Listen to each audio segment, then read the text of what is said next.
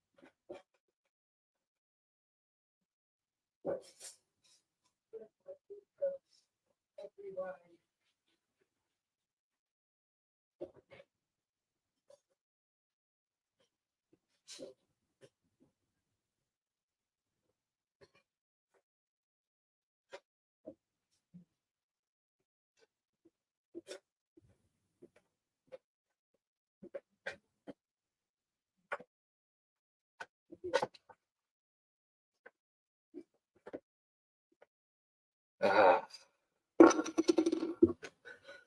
a nice beer, straight from the bottle, no glass, chilling in the fridge, straight from the bottle.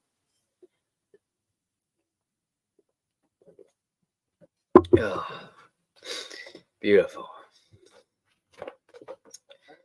You're right, Stark. How you doing?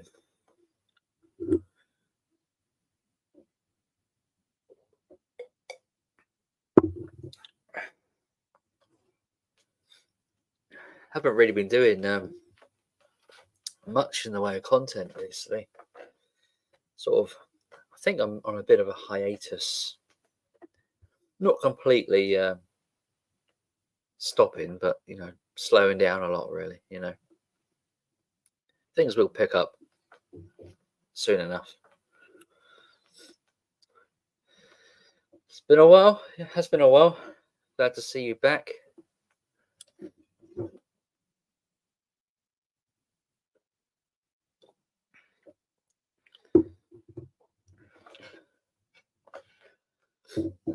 I've got too many things going on. I think I'm sort of in the process of clearing out stuff, and I'm fixing up mountain bikes in the garden, and I've got like a little Lego project going on as well, which I'm sort of building and playing with my little my two younger ones. Got a it's like a Lego city going on in the front room, like old sort of vintage Lego. I'll say old sort of 90s stuff. I was given a huge box of Lego about a year or so ago from my one of my brothers. Who, his kids are all grown up, and it looked like a box full of bits, and it's been sat like at my mum's place for about a year or so until I took it home one weekend quite recently and started to go through it all. And there must have been, thinking about it now, working out all the parts and stuff, what was in there, putting a few things together. There must be about, I don't know, maybe 40 Lego sets in this box, which I didn't really sort of realise. So I've been slowly sort of putting them together and things, garages and police stations and fire stations. So, that's been fun. Certain things I've been able to sort of put together and build, and but there's a few things which are missing a few pieces, sort of expectedly. So I've gone on to Brick Link and ordered a few parts and pieces to complete a few models. So yeah, it's all happening. It's all happening in the Dale household. Evening, Jimmy. Everything's transferring my old phone to my new one right now, which is thoroughly tedious. Yeah, that is a tedious process.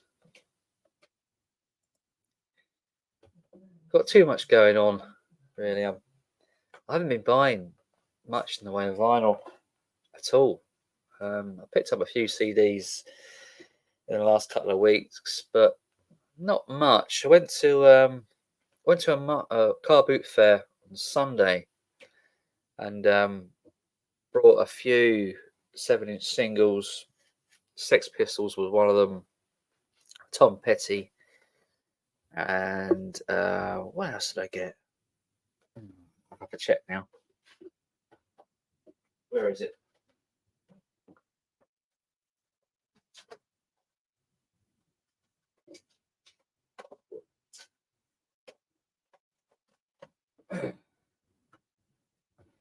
What do I pick up from the car boot fair?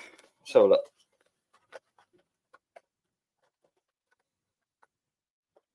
The Trogs. Picked up the Trogs. Excuse me. With a Girl Like You, 7-inch single. I'll come on screen and showcase them. Take that down. See, I got my beer. Look, I'm all good. You right, Ian? SM? Jimmy? So yeah, I picked up 3 7-inch singles from the market. Well, I say market. It's known as a market, but it's really a car boot fair. Saw this little Trogs number with a Girl Like You. Love that track. It's not the best condition. It's a little bit scratchy, like minor scratches, nothing like too deep or anything. But £2. Yeah, it's not bad. Not bad. It's a great track. Absolute belter of a track. What else I picked up? Yeah, Sex Pistols. Where is it? God Save the Queen. This was £2 as well. So look at the vinyl. I think these records are a lot nicer than that Trogs one. Yeah, this is very, very nice, very very clean, and so yeah, finding Sex Pistols stuff is cool. So I don't have enough. I don't think I've got any Sex Pistols singles in my collection, so it's nice to actually finally get one. Right, put it away. And Tom Petty, anything that's rock and roll. The very first hit we had, which was a hit in the UK, of course. Great single, and the B-side I think is just as good, if not better. Forward Again, I don't like it, which I think is just a great B-side. Very clean record, like that Sex Pistols one. Really nice record. So, and that was £1. So, I mean, I got a copy of this already, but I couldn't really leave it there. You know, I picked up those other two, and I thought, oh, I do like Tom Petty, so I couldn't leave it there, being such a nice, clean record. And picked up a few 7-inches from Charity Shop as well, which I'll show those in a sec. Picked up a handful of cassettes at the market on Sunday. £2. What bargain. Just said, sort of, I grabbed them in my one hand and said, how much do you want these for? And I said, oh, how many you got there? 5. He said, oh, £2. Okay, cool. Green Day, Nimrod. So that's pretty awesome. What else we got here? White Snake, Slide It In. There, you'll be happy with that one, Ian, on cassette. You right, Marty?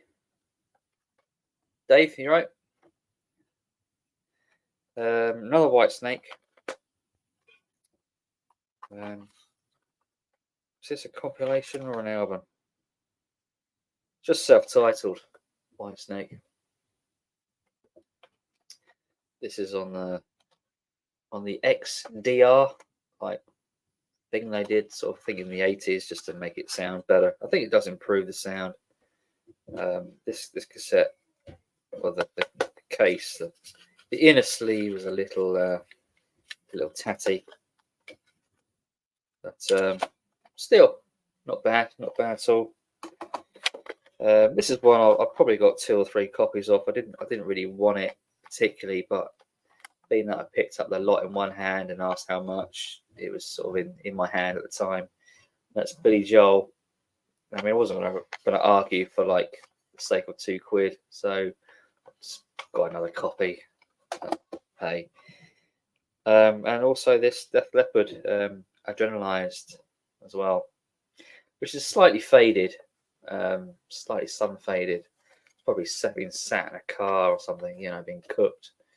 So, but still, for £2 for 5 tapes, can't really argue with that, really. You all right, Danny? All right, that's cool. Picked up, we got here 4 7-inch singles in my local charity shop this week.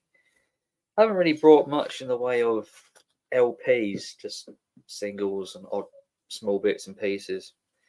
Picked up this Bee Gees Tragedy. I mean, I must have seen this so many times and snapped up on this occasion. So these are, I think, really 50p. I think these 7-inch singles.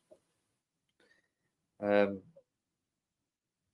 a bit of a scratch on it, but nothing too deep. Very, very slight. Not too bad shape, actually. Not too bad at all. Don't have the camera can really do it justice, but still, it was a nice sleeve. It's pretty crisp for its age. So I thought I'd get it. And all these others are ELO, Twilight. Covers are slightly worse off than that Bee Gees cover sleeve, but I think the vinyl's all right. So, yeah, Twilight. What year was that? 81. So, I mean, these are 50p, so you can't really grumble. We got Wild West Hero.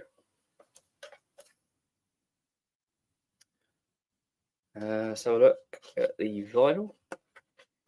Yeah, I thought so. Pretty neat, actually. Very nice, actually. Very clean. Very clean. I don't think they've had much play. Finally, we got Sweet Talking Woman. So a little bit of a tear up here, but nothing major, And it's on purple vinyl. How cool was that? There you go.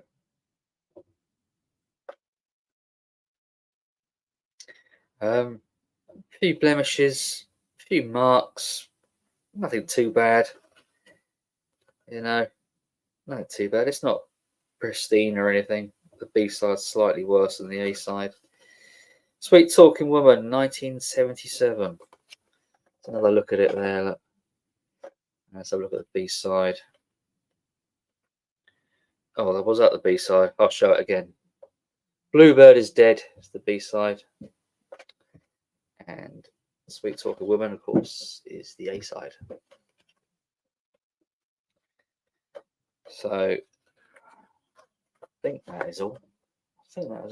Got a few CDs I can show. Let's dig them out. I've got a few DVDs and things, but You probably don't want to see those. Let us know in the comments if you want to see a few DVDs. I brought this Jamiroquai compilation, didn't I? £1 this cost me. And I forget to check whether the CDs are in them. Sometimes there's tape on these, and you can't really look without breaking the tape. And of course, I go to rip this onto my computer, open it up, and there's no CD in there. Great, terrific. So kind of stuck with that. I could go back and maybe swap it out, get a refund, but I put it to one side and I forget about it. That's the trouble. That's what I do. I put things like that to one side. I forget about it. I think, I can't be bothered. You know, they probably want to see a receipt and stuff.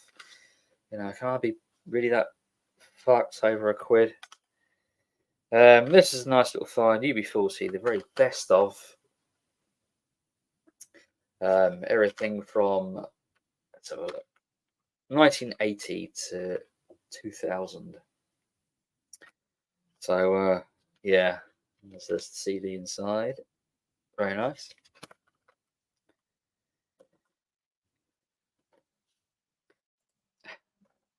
Buying a Jamiroquai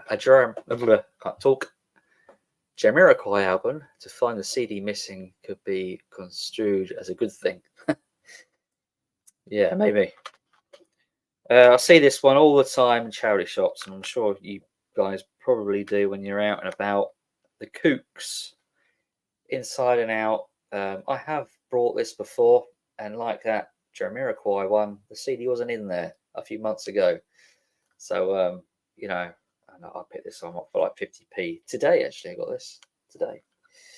So, yeah, it's up and about, doing a few charity shops and things this morning. Manic Street Preachers, Send Away the Tigers. This came out in 2007, and I hadn't got it in my collection. So, yeah, it's good to add that into the Manic lot I've got. All right, Trish, how you doing? You got that UB40 comp and mini disc, have you? Did it come out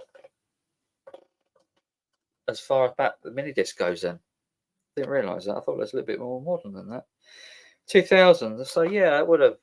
Yeah, 2000. That would have been of the mini disc era. And a few sort of blind buys, really.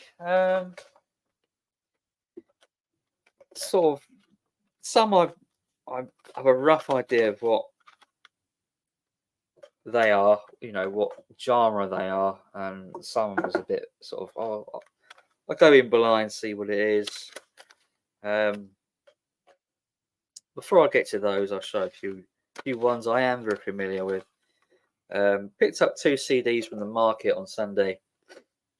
And I know they say £2 on them, but I got them for £1. Cat Stevens on CD.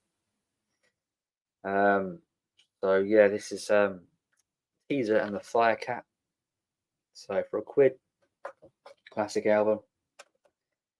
And the Trogs again. Yeah, I seem to be coming across a lot of Trogs recently, and on the same day as I got that 7-inch on a different store, I found this on the CD store I went to. This was also £1, despite saying £2. Athens and Nova. I think this came out in the 92. Oh, right, it's quite fairly recent then, really, for the Trogs era. I thought it came out in the 80s, but no, 92. It's got written here on the disc. I don't really know if this is any good or not. I think they made a vinyl release of this as well. But these aren't songs I know. I think this is a completely like new album for the time. Not a compilation. So I'm guessing this was an album which came out in 92. Produced by Larry Page. Still got Page 1 label on there. So yeah, pretty sure that's legit.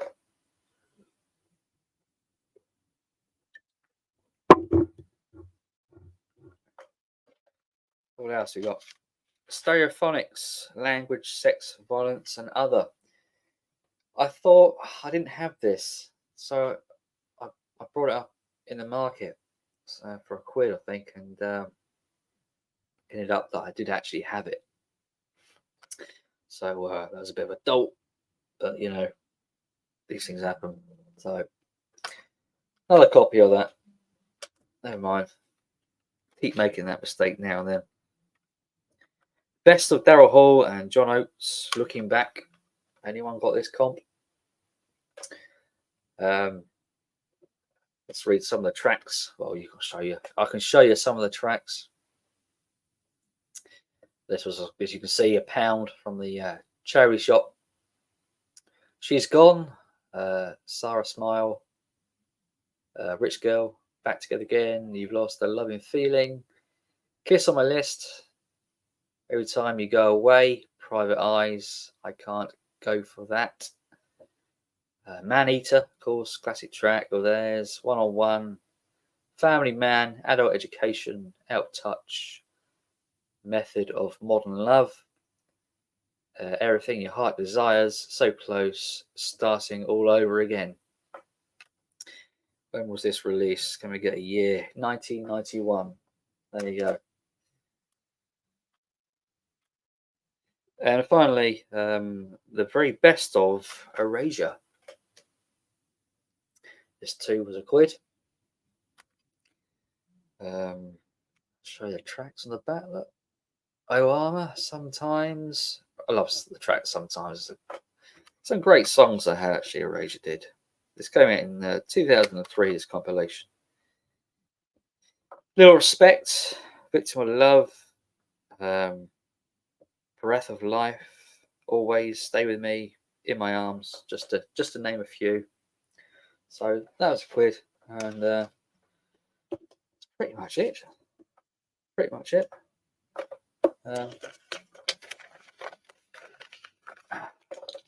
for CDs, not bad. I wish record prices would go that way. Yeah, I do too. Mind you, you can get stuff for £1 on record, but whether it's any good or not. Some of the charity shops I go to, like they're so various, they're so different. They can be like really good, where like they have like quality stuff in there. You can tell just by going through like the clothes, like the labels on the clothes, how sort of good quality gear they get, how much quality gear they have in stock. And some I go to, they're so goddamn expensive. I mean, I was looking in one of them today, and like in the glass cabinet, they had Mario Brothers kart on the Wii going for £10. I thought that's a lot for an old Wii game, isn't it? Tenner. And there's just other bits and pieces in the store as well, which I thought, it's a little bit much. I'm trying to think what they were now. There's some stuff you can just get really cheap as well. It's sort of, it's odd, how they differ.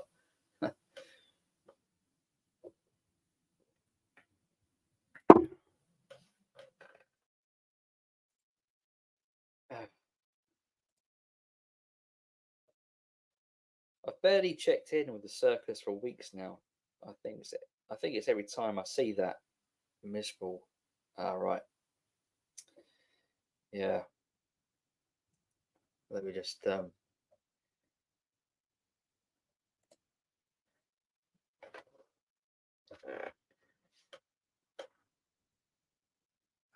swearing and whinging at someone. Yeah. I haven't checked in for God knows how long. I can't be bothered with it now. I know who you're talking about, don't we? Don't have to mention names. Yeah, I quite agree here. Quite agree.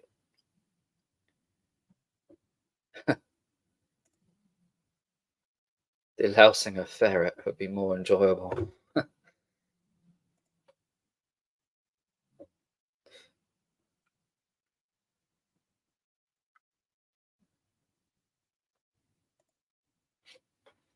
Marius, if you watch today's show, then you'll find some gold I can laugh myself at every now and then. That's up to you. Up to you if you want to watch it or not. I think I've got better things to do in my time, really.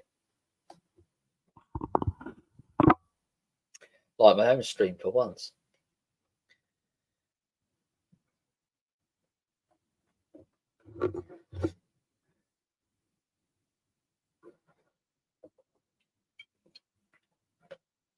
Streaming every day, that must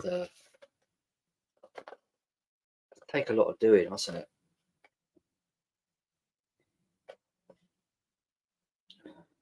I mean, do one a week's enough, you know?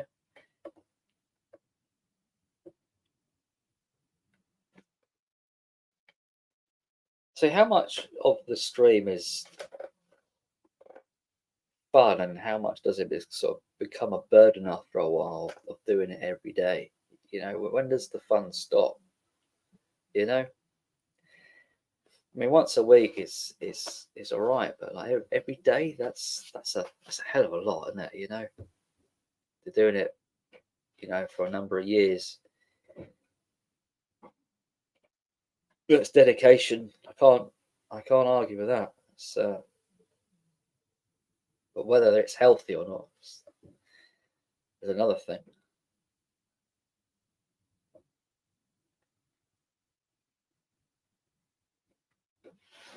Yeah, I get stuck for ideas for just the one stream, let alone doing one every day of the week. You know, 7 days, 7 days a week. It's a lot, isn't it? But I suppose if you're retired, you know, it's different, isn't it? You know, you got nothing but time when you're retired. You know, I find like how I have it. You know, running a child, running a say a child, running a channel.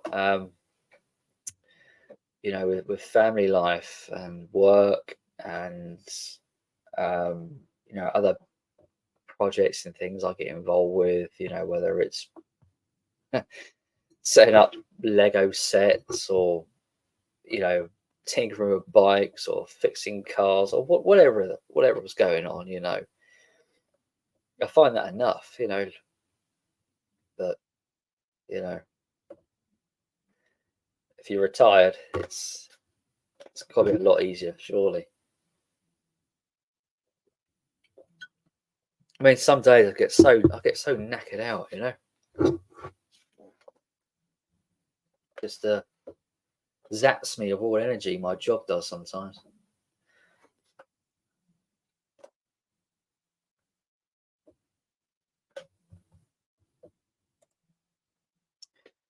Jason says, yeah, Dale. Every day show's tough. I was trying to make a point, but it's a no win-win situation with the retirees. I'm just there to fill up a 3 hour show. Yeah, even 3 hours is quite a long haul, isn't it? Every day.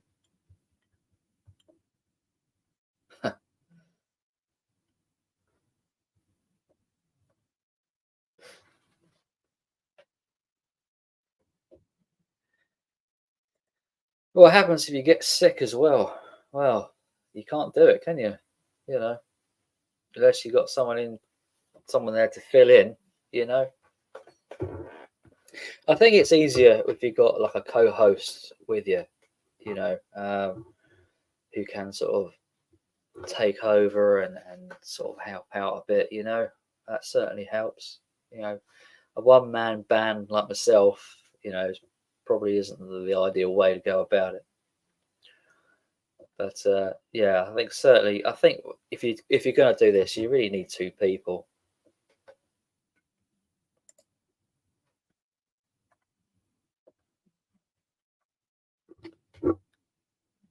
and a beer, of course. Beer always helps.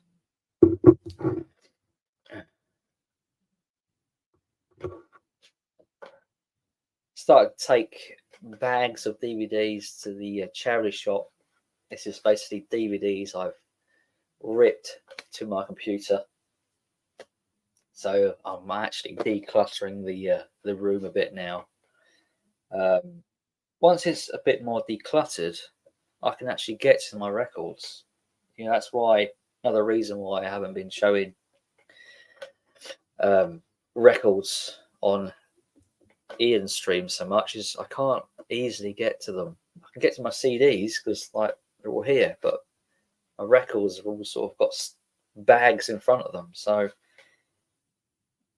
I have to dig all those bags all out and go through the records. And sometimes I'm just so frigging knackered, I just can't be asked. I want to. I want to, like, I want to sort of do my bit and get on there and show some records, but I'm just too tired to do it a lot of the time.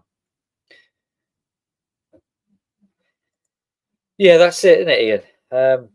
Your stream would not work without Dave. No, he's integral, isn't he? It's the same now with other stream across the pond, isn't it? They're a duo.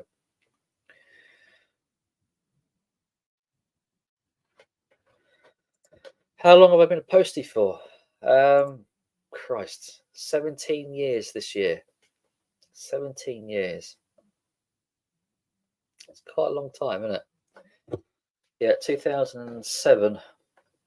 So, yeah.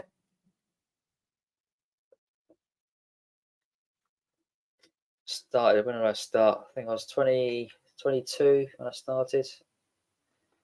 There's not many young people who sort of last. A lot of them come and go very quickly. So, like, for a while there, I was the youngest for quite some time. There's only a few of us sort of younger generations who are there. I mean, but slowly more are coming into the business now. I've noticed certainly more of a younger man's job now than like these people who are close to retirement. They can't deal with the walking and stuff and such so much these days.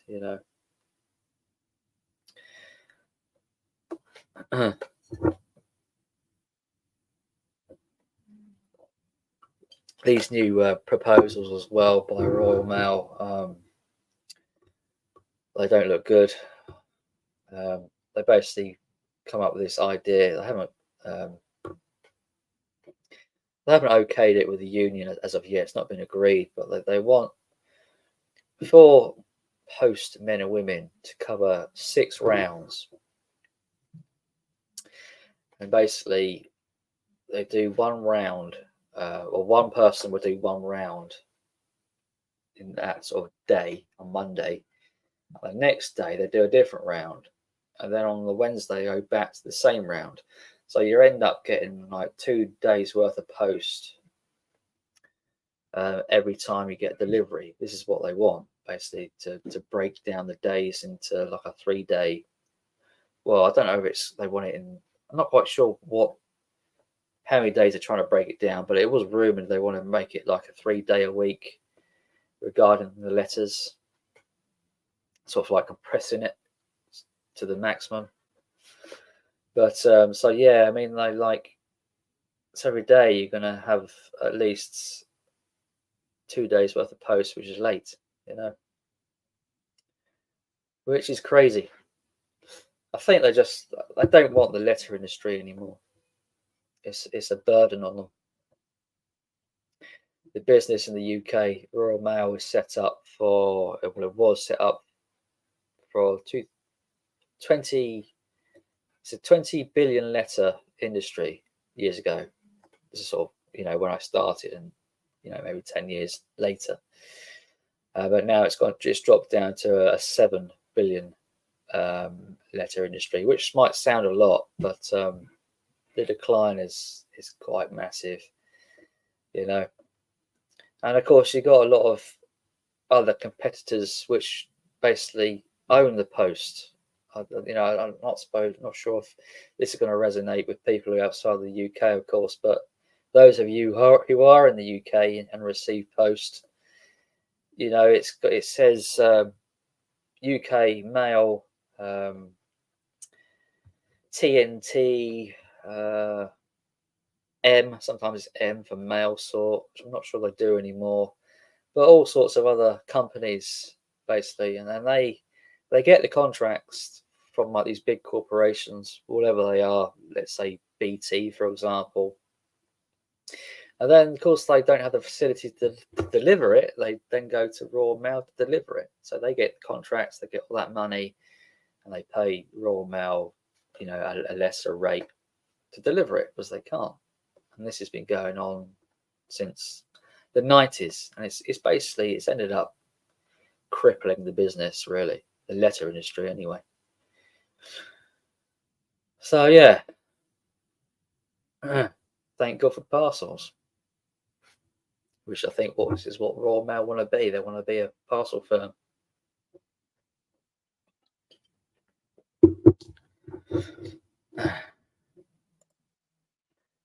I've not had proper letter in decades, not unless you count hospital appointments. The rest is just bills. It is. It's mainly bills and junk mail, advertisement stuff. Nobody writes letters anymore. It's all crap basically. It's been like that since I've ever known it. So it's bigger and bulkier items now. The amount of parcels which I've seen increase over the years. I remember years ago, our manager was saying, "Oh, make sure you scan all your tracked items." Tracked is a service which is for like companies, and we might have, say, maybe 10 tracked items per day. Now it's anything from 50 to over 100 tracked items per day. Just getting the PDA out and having to scan all the time now. It's crazy. And of course, the PDA now is like integral to the job. So if you get any problems with your PDA, your battery dies or it crashes, which happens a lot. You're in trouble. Because like years ago, you just have a bit of paper and you get people to sign it. They don't do that anymore. It's all technology, and of course it rains as well. The screen gets wet, and you can't get any signature on the PDA. It's a nightmare at times. So many times I felt like picking the PDA up, just throwing it down the road, or to the ground. It can be embarrassing. You knock on someone's door, with the parcel at the ready, and with the PDA at the ready, and you hand them the PDA, and it doesn't work because it's crashed, or they can't sign it. I don't know how. It can be embarrassing, especially when it goes down, when it crashes. I'd be like, oh, for God's sake, I'm standing at your doorway, looking like a right idiot.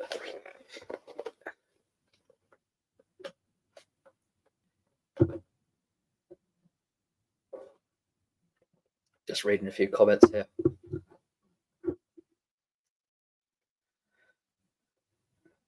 Yes, it is certainly less deliveries now. I think what's happened is since COVID happened, it's just changed the whole landscape. We've gone from a thriving company making profit, and then COVID happened, and made huge profits, and I don't know what they've done with the money or what, but the company's just turned. It's like gone from a profiting company to the one what's rapidly losing money, hemorrhaging money, and just think, well, how? We just had the best sort of 2 years, um, in the company's probably ever had, for maybe the other, I don't know, couple of centuries or something. How does it just go like that? But something happened. Um,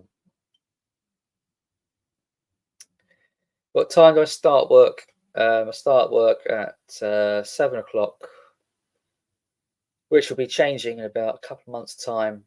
Nationwide, all postmen will be starting within the region of anything to half an hour to an hour and a half later, as this is going to make way for the future changes the company has in store for us. And that is nationwide. So expect your post approximately half hour to an hour and a half later to what it normally arrives. And and if Royal Mail get their way, um, it'll it'll be further delays as well. You're looking at like 2 day waiting times for mail, which is probably okay for majority of mail, but when you got that hospital appointment or something like that, it could be a problem. Have I had any close scrapes with dogs? Oh, a number of times. A number of times. I've been bitten. It's only a minor bite. I had pretty much after like a couple of years. Like the first year I started, I got bitten on the backside by a border collie, which are known to bite. I turned my back on it, which is something you shouldn't really do, but I did, and so I think I was leaving, and it just sort of nipped me. I've had dogs like meet me sort of at the house where they left the door open, where it's been, in the summertime when they leave their front door open. I've gone to the front door and I had dogs run and sort of jump at me, and I had to sort of fend them off. I had that a few times. I've even had dogs which have come off their lead, to get at me. I've had that. I had a little dog a few years ago. I was so lucky. I was wearing like this thick fleece, and someone opened the door, and their little dog jumped at me and literally bit onto my arm, and the fucking thing was hanging from my fucking arm. I was like, "Get your fucking dog off me!" And had that been like a bare arm, it would have, done some damage. But luckily, I was wearing a fleece, so it sort of cushioned all its teeth and stuff. So it didn't hurt, but still scary though. Some dogs are bloody vicious. You posted for a number of years. Loved it. Yes, I know I'm talking about dog incidents and things, but it's been a good job. I don't want to knock it too much. It's been a good job over the years. These things do happen.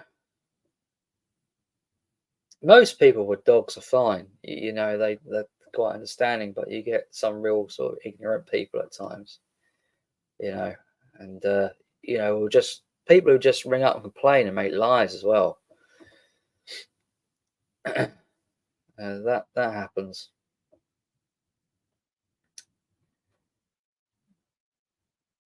Some people get like really hurt though.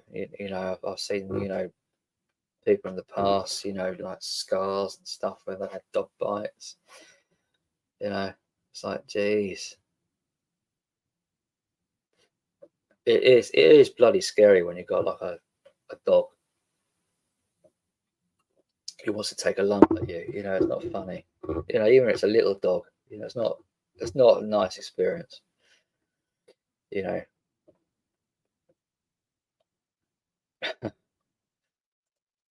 Bite the owner. Yeah.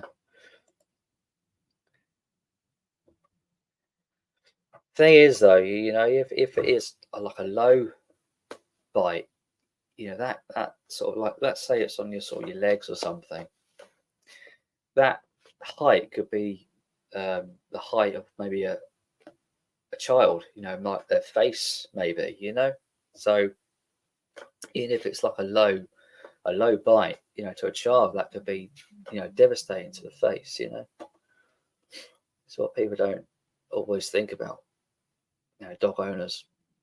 It should be safe to go to each home.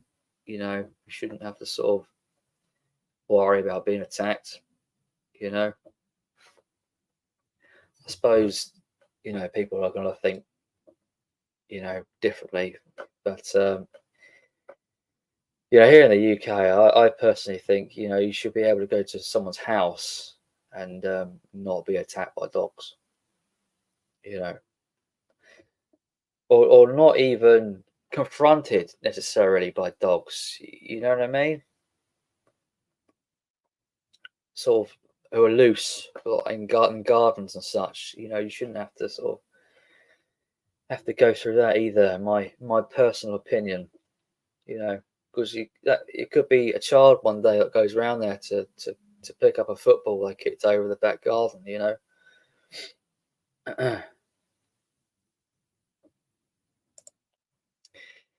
Rocky had a postie who ignored me. Say, don't put your hand down. Oh, yeah, yeah.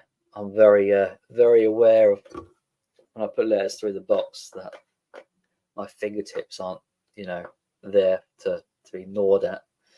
Quite a few people actually do lose fingers, um, you know, by that situation alone. Happens to quite a few people.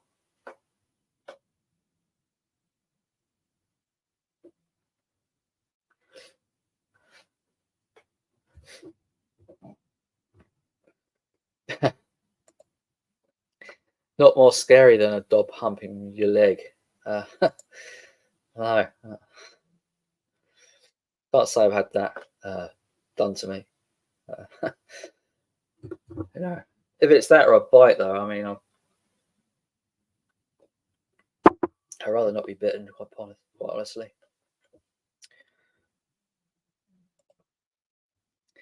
he complained, but the door bell cam picked up the incident, so the postie got a ticking off. But he had a letter saying sorry. Yeah, they routinely send out these apology letters. These things happen. Uh,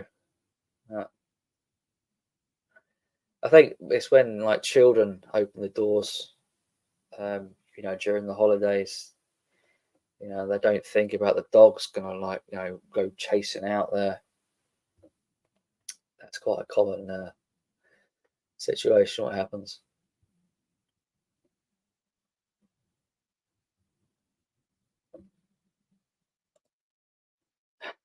Have I been attacked by a squirrel? No, no. Um,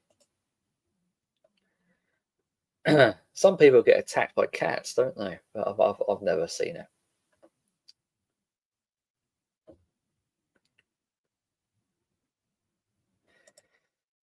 This is on a completely different subject. I watched the stream earlier. No offense to you, Jason.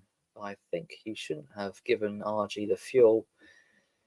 She just pumped up the drama, even when people tried changing the subject to music. I wouldn't know anything about that because I've not been watching it, so can't really comment.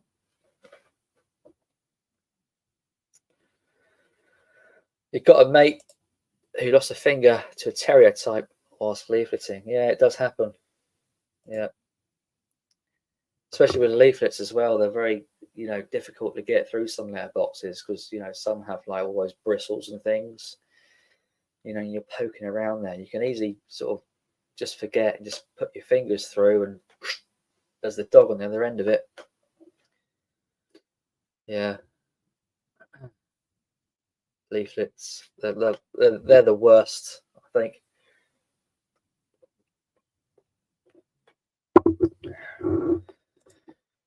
Do I get any randy old women asking for a cup of tea? I have been invited around for a cup of tea, yeah, but I don't think like that they're randy, like old dear. Sometimes you might want a bit of company, It's only happened like once or twice, not very often. You get some really nice people, who will say, "Oh, do you want a coffee or tea, or do you want a drink?" I encourage that. I want more of that. I don't think the postman, gets thought of very much by like you know the newer generations, the younger generations. It's very much not very much considered. It's the older people who do seem to appreciate the postman. I think for a lot of these sort of retired people, the postman, not all of them, but some of them, like the postman, is kind of like their only kind of conversation to like their life outside their house, wherever they live. It could be the only person they see, for a week or a month or whatever.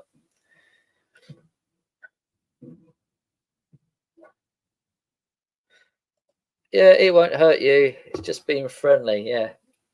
Oh, it's never done that before, postman. Yeah, that's always a good one.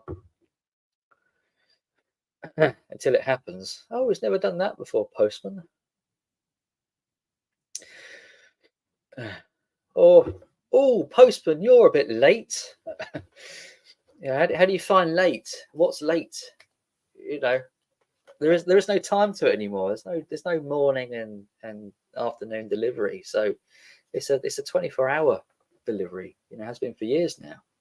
So what is late? I say that. What is late then? Normally come round about 1:30. I said, well, I might have swapped the round around. I might have done it backwards. That might be it. Or I'm just very busy. You have to do that at times. I have to swap things around because, like, you've got special deliveries to deliver at 4 o'clock, and you can't always know you're going to be there if you do it the normal route. So you have to sort of swap things around and change things up at times. It's a nightmare at times. It's a real headache. People don't realise.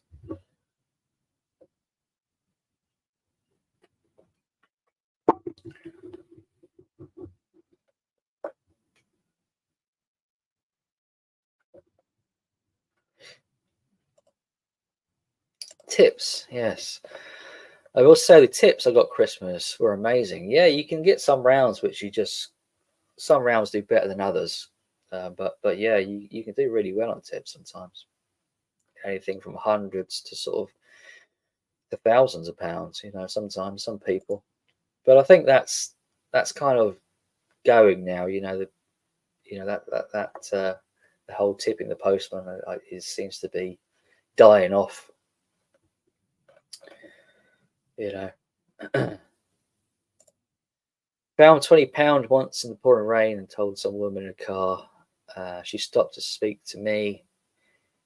She could tell I was delighted. When I got to her house, she left a note and said, "Here's another one for you." That's good, isn't it? 20 quid is extremely generous, isn't it? You know, fiver, £10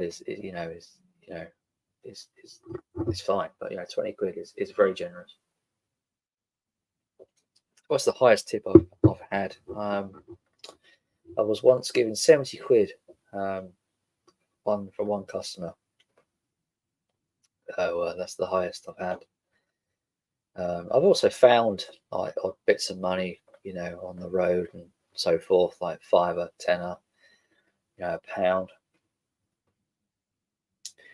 So I think because you're out and about, you're basically the first one who sees this stuff. I see keys a lot of the time as well, like keys on the ground.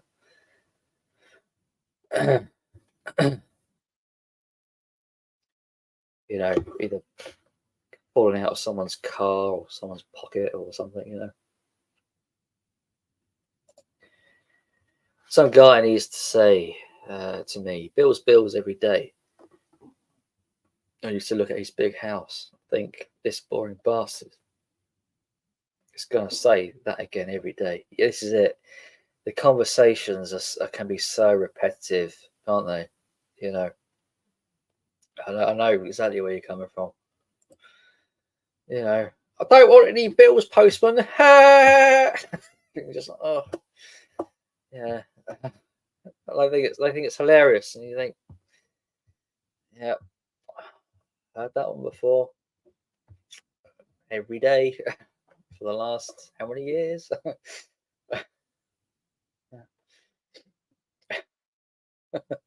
uh,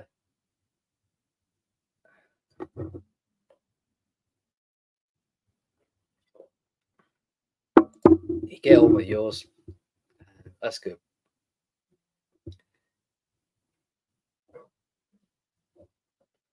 You make them a tea. That's very kind of you.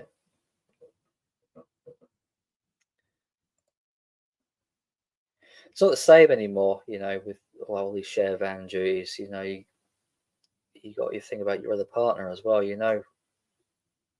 can't think. You kind of want to sort of have a sit down.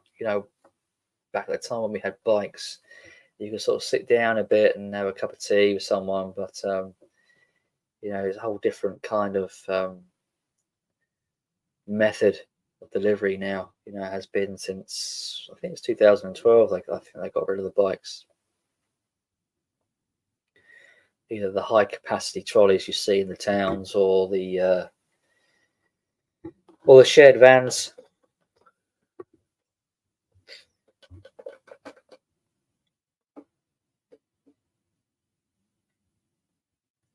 I think other countries have better postal services than the UK. I think basically all our services are shot over here, aren't they?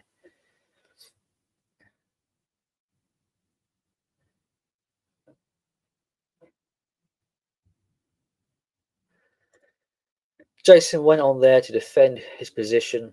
I take it that's on Rachel Ghost that you're talking about. Completely understandable, but it was the usual crap. Nothing spectacular. Another day, another pile of poop to step in. Yeah, yeah, I can understand you wanting to go on there and defend your position, but it's a waste of time. You just get drawn in. It just pull you in, don't they? Come in. There's this whole list. We miss so and so, so and so. We need him or her back.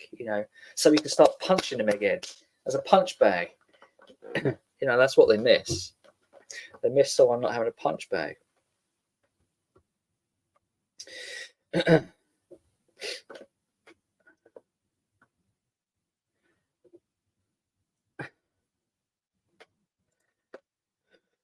It must be a nice job in the summer. It is, yeah, it's quite a nice job in the summer. But I wouldn't fancy it in the winter, especially when it's icy. No, but the winters are a lot more mild now, aren't they? So it's not quite so bad. It used to be really cold, but they haven't been for a few years now. Like I said, they're a lot more milder. But no, during the summer is the best time. But like I said, that's when doors are open and the kids are at home. So you have to be a little bit more vigilant. Especially during the holiday seasons. I think this time of year is the best time where it's not too cold, it's not too hot. Sort of April, May. Anything after then, it gets a bit warm, doesn't it? For me, especially when you're walking around, for miles per day, you get warmed up. Just by doing one loop, like half an hour of work, you soon warm up. I think that's why shorts are so popular now, because they were shorts. People say, "Oh, why do you wear shorts during all the year round?" I personally don't, but I know there's a lot that do. But if you're wearing trousers when it rains, like your whole trousers soaks up that rain. If you're not wearing the waterproofs, with shorts, it's just like half your leg, you know, And with shorts, it's easier to get into the waterproofs. You know, when you go into waterproof clothing with trousers on, you get quite hot because you can't breathe, you know, and you kind of sweat inside them. It's kind of like you put them on, you kind of sweat inside them. You can't kind of find the happy medium. So a lot of time when it rains, if it's sort of light rain, medium rain, maybe, I don't bother with waterproofs anymore. I just sort of, it's a hassle, you know. I'll just walk around and warm enough. I'll dry off. I'll change clothes when I get home, you know. Can't be bothered with it. You know, it's only when it really sort of when it's heavy rain I put on waterproofs. Otherwise, I don't bother anymore.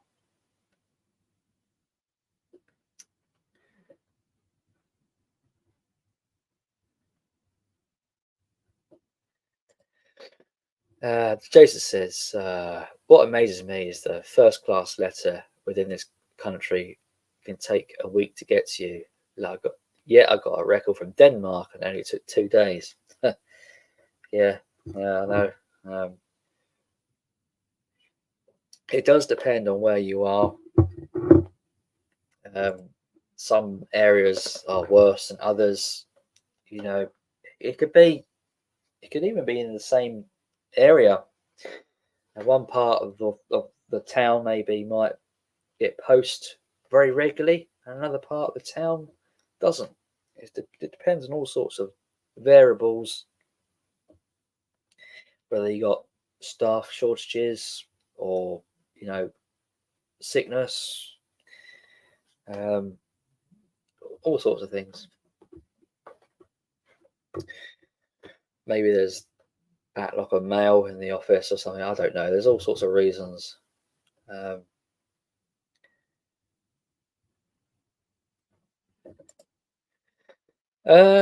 what's happened to Ray? Well, he does a stream around about 7 o'clock. I've noticed on a Friday the last couple of weeks. Whether he's still doing it at the moment, I don't know. Whether he's still doing a live stream, possibly. Maybe he's just got bored. I don't know. You know, maybe he's just got bored of this particular stream. I don't know. Maybe he just likes doing his own thing. I think he does, quite honestly. Yeah, he just had a stream. Yeah, it's the same last week. He did a similar stream at a similar time. So, you know, going into another stream after doing a stream might be a bit much. Dick says, Jason, I've had LPs sent from Japan arrive in just under a week. Yeah, I know. It is a mess, isn't it? I think we've seen the best times of Royal Mail. I think they are behind us now. Direction of where the company's going, you know. It always seems to be on the constant transition from one place to another. It's always, you know, always since I started, it's always been tinkered and changed, and you know, all the time, little bits and pieces. You know,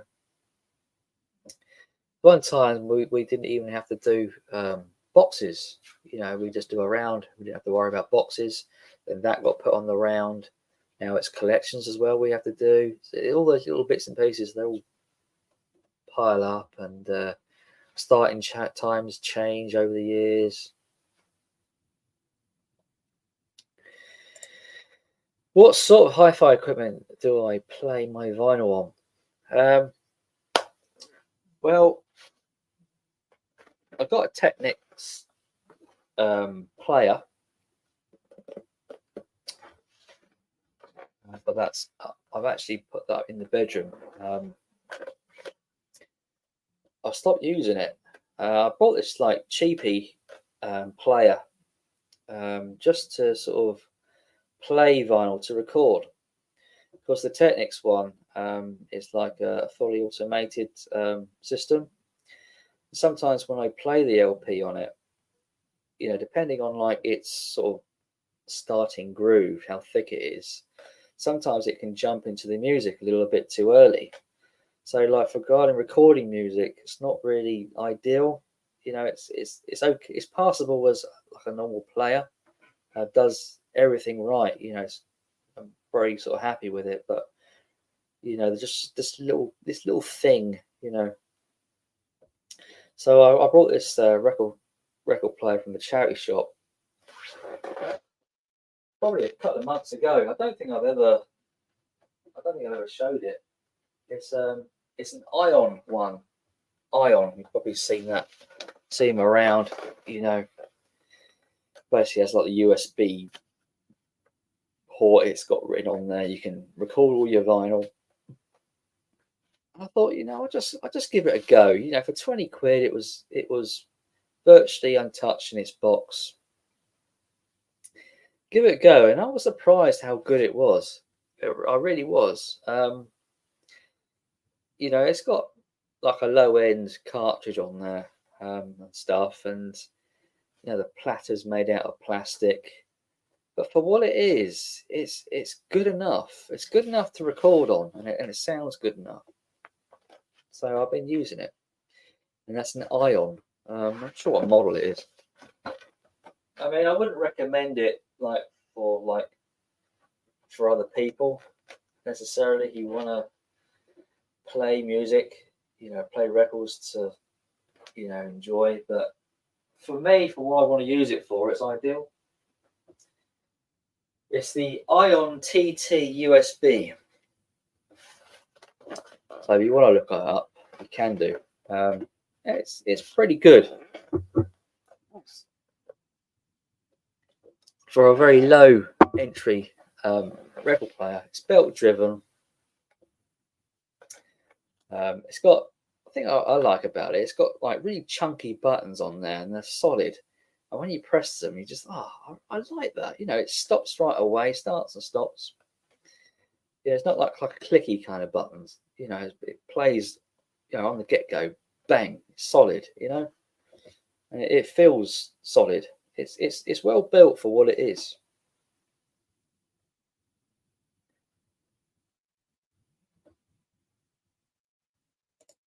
What car is on the Technics? Oh, I can't remember. I can't remember.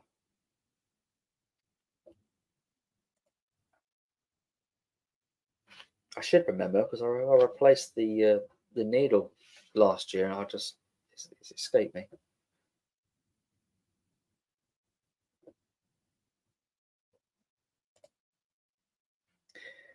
Riga Planner 3. That's what you got, is it? That a couple of years ago. Yeah, they're pretty good, those Rigas, aren't they? I think they're British made, aren't they, Riga?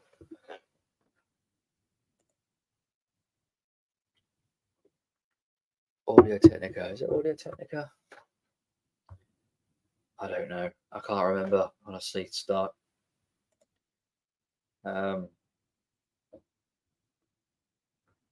Really can't remember. I can't even remember what the model of the player is for Technics.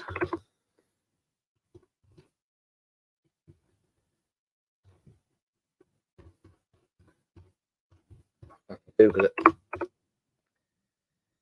See if I can find a picture of it.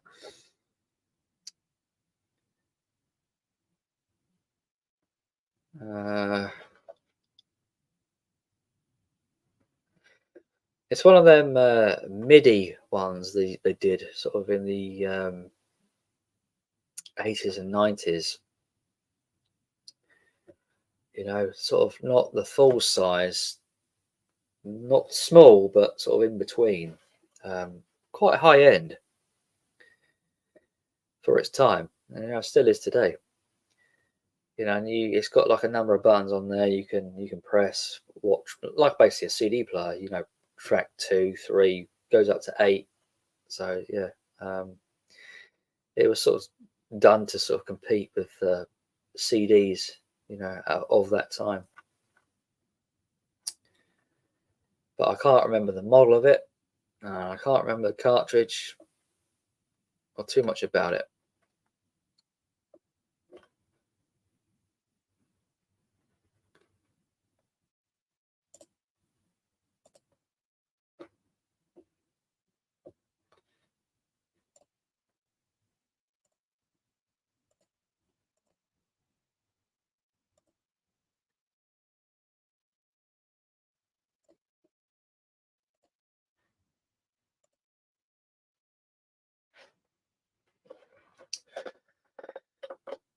Sorry, I was googling then. I wasn't getting anywhere. I'm going to send a link out there in case anyone wants to jump on and have a chat. How long are we going for? An hour and 10 minutes. Yeah, Audio Technicarts, they do offer great value in general. Yeah, they do. And they pretty much can fit virtually all sorts of turntables, can't they? Audio Technica cartridge.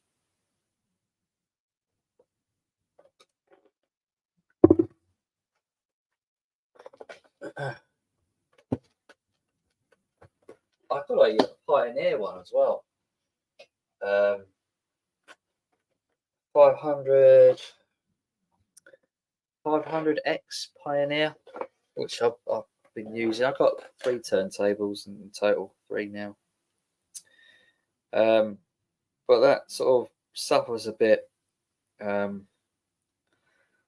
regarding its sort of speeds. It can't seem to maintain a regular speed without slowing down or speeding up. So I'll put that in the attic. You're right, Ian. I am. I'm very well. Tired. You're muted. I'm muted. Can't hear you, mate. You're not muted my end. I don't know what's... I might have a microphone problem.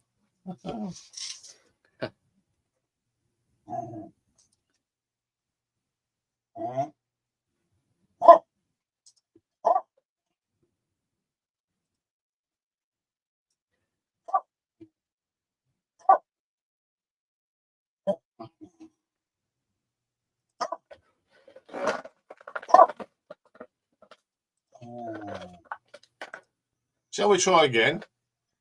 Still can't hear you. Now? No. You got me worried that it's a fault my end.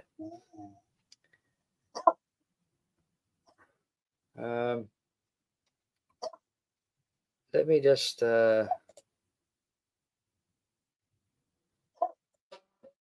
I can certainly hear. Oh, Marish can hear me. Hang on. Jimmy can hear me.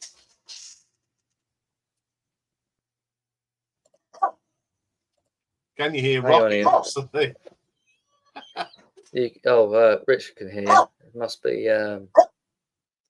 Yeah, if you know what? I think it's me. I think I clicked on this tab and I clicked on the bloody speaker, didn't I?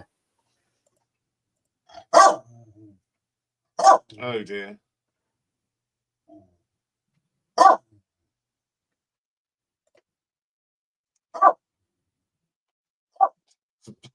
What's he on about? Hang on, Ian. Okay.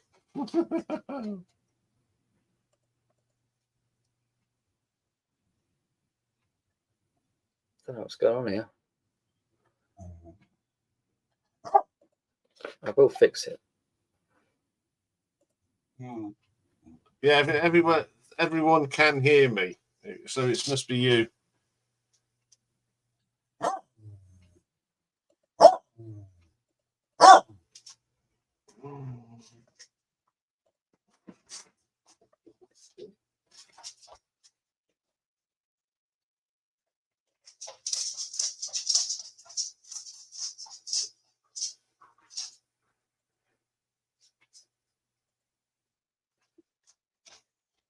How are the bunnies? Yeah, they're very well.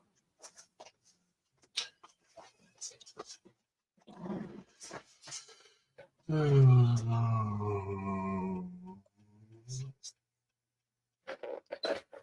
I got it. I got it. Hello, can you hear me, Mother? Yeah, I can hear you. It was this bloody tab I've got like at the top of the window, Ah, right.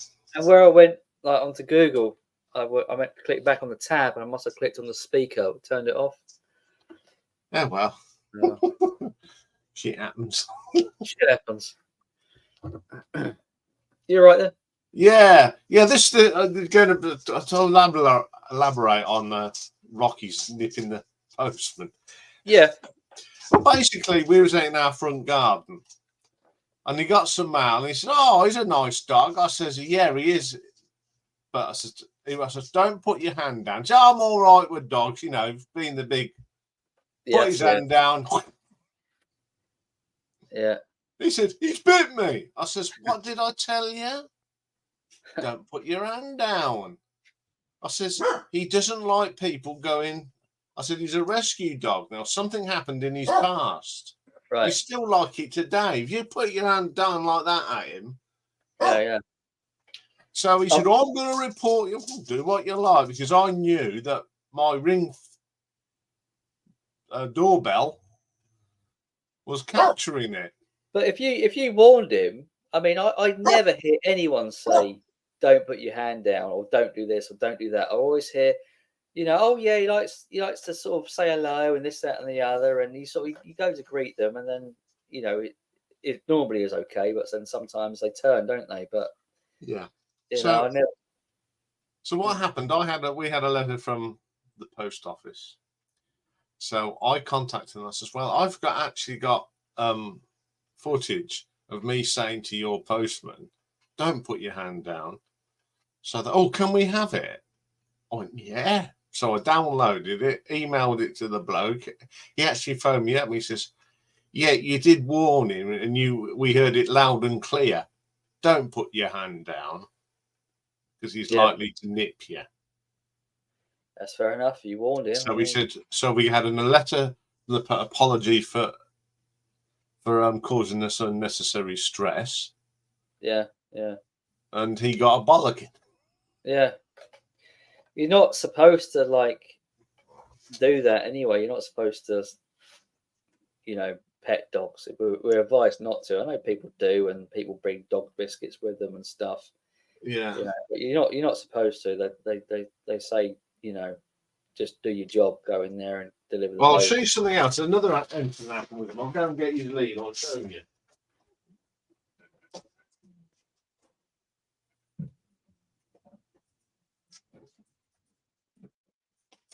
Now, if you was walking down the street and you met me and you saw that on Rocky's lead, what would you do? Don't pet it. So what did a woman do? Goes to pet the dog. "Oh, it's gone for me." I says, "Well, didn't you read what was on the side of his lead?" Obviously not. "No." "But the other one says friendly dog." I says, "Yes." I said, "He'll bite your ankles," and Marley, she'd have licked you to death. She weren't a very good guard dog. There's a dog like yours on my round, and it every time it sees me, even if I'm not delivering to the house, I could be on the other side of the road. As soon as it sees me, it starts barking. It drives the owner mad. He's, "Oh God, freaking dog's barking again." Yeah, Rocky barks, but the thing with Rocky, he barks and he wags his tail as well, like. Yeah. But he gets on with my postie. Good. Yeah, she. If he barks, she's like, "Oh, shut up, Rocky." Is it a young postie or an old postie you have? I'd say she's in her 30s. All right. Yes, But she's really nice. Yeah. Yeah, because I'm here all the time, I take in the bigger things that she can't shove through the doors. Yeah. And always make her. I go and get disposable cups because they're, for £1 you just get the plastic little cups. Although you can't get, they're getting more scarce now. Yeah. But I always make her a cup and put a lid on it. But I'm going to have to get paper ones, I think, now. They issue like us these they're called post-it pegs. It's basically like two rulers sort of clamped together, which you can use to poke letters through. Nobody uses them, because they end up the dog can sort of bite them and run off with them up the other end of the door.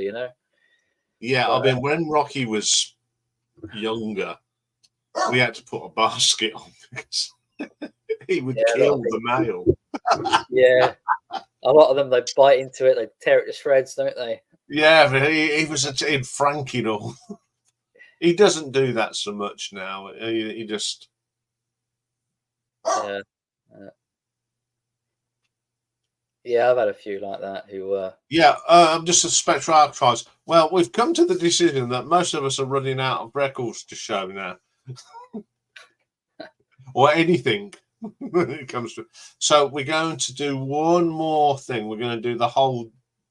We've all decided that we can muster enough to show 90s decade, and then we've got something new, which I will tell you about later. We've come up with a new thing to do on a Thursday. So what are you going to do then? That's a secret. Why is it a secret?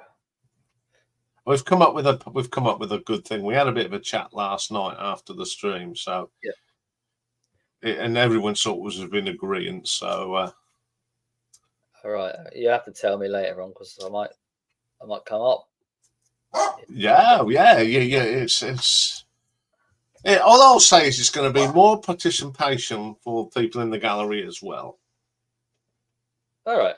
Yeah. But we are showing 90s. We are showing 90s. We are doing the 90s decade. Cool. I was worried that you might, skip that decade. No. Okay. I've had a look today, and I've off the top of my head, I've got about 6. Right. So I'm all right. Yeah, I'm glad you've done the 90s now. I can actually get to my 90s a lot easier than I can get to anything else in the room at the moment.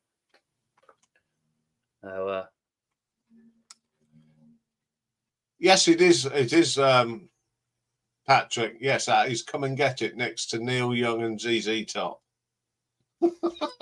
He's very observant. Yes, we're doing the whole of the 90s next week because we're all struggling for ideas. I struggled for a 1989. And at the moment, I think you're winning in the Battle Royale, Simon. Well, it was the last time I looked. Okie dokie. Yeah, shock with the revolver going out, wasn't it? Yeah? Who did it lose to? Talk. The Dark Horse, yeah. I think you got one of your things wrong or mixed up. I did. You did, didn't you? I did. Because you said it was Talk against Pepper, didn't you? I made a right old. It's something you did. Whether it was the. Yeah, I did do it, but it was too late. I sort of tried to alter it and cocked it up even more. Right.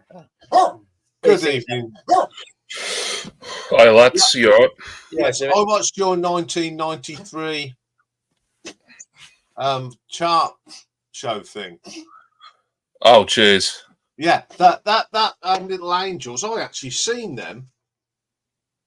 I'm not surprised. I thought that'd be your scene, Little Angels. They had horns on it as well and all sorts. Good evening, Richard. Richard. Good evening. I see the two tits there with you, Simon. Two tits. The two tits. The two anti-Abbas. The two. No. Let me finish. How on earth could you put Dancing Queen below the Floral Dance? Come on. Jimmy, I didn't see you fight it too much. I saw you fight for Amazing Grace, but not for Dancing Queen. Ridiculous. Absolutely ridiculous. But anyway, Ian, do you want to take this one? Because I bow to yours and Jason's opinion on you were the It's majority. the one song by Abba that I don't like. I've never liked it. Yes, the floral dance, guys. Come on. Oh, but that's fun though, isn't it? Floral dance. And what's even worse is the vomit-inducing David Souls Don't Give Up on Us. Oh, dear goodness me. Dear goodness me. All credibility down the drain, boys. Sorry, but all credibility down the drain. Credibility. Well, okay, I'll be sure to take notes on credibility from a checks notes. A Bucks Fizz fan. Okay. Excuse me. They're all right, Bucks Fizz, but you know me. I'll listen to you put Bucks Fizz higher than Dancing Queen. Probably. You do like your guilty pleasures, Richard, don't you? I do indeed. I love my guilty pleasures. That's what they're there. Hey, hold on a wee minute. Abba aren't a guilty pleasure, but Bucks Fizz are. Yeah. So, Ian, tell me this. Albums, what are you doing on? I know you say you're not saying because it's a secret, but what are you doing on Thursday? Because I may be available. In fact, I will be available. We're doing the whole decade of 1990. I don't know what's going on.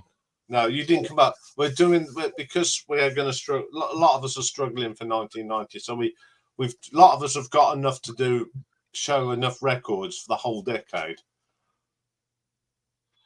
Right. Okay. In one go. In one go, yeah. That means for the second time I have to put all my all my records away because I pulled out all my 1990 ones, and so I have to put them all away again.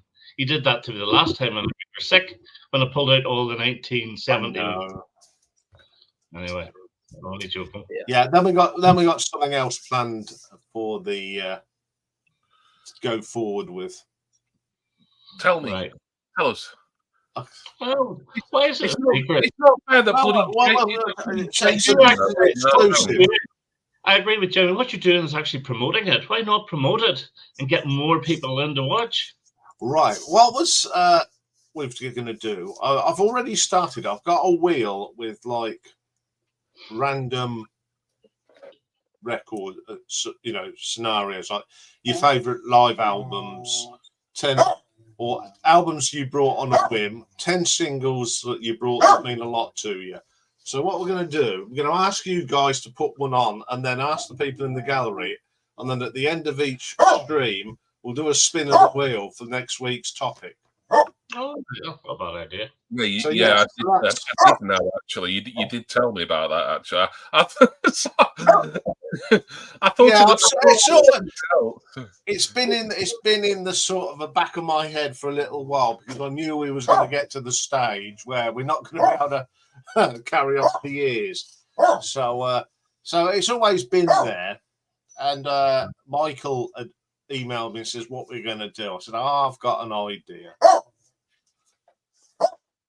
So, Jimmy, obviously you're big in the 90s as well, same as Simon. And it's the whole decade. Are you doing one per year?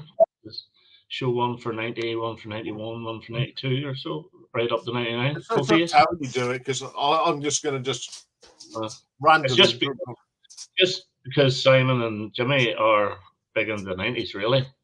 It'd be interesting to see what they'll be leading it. Mm-hmm. Yeah.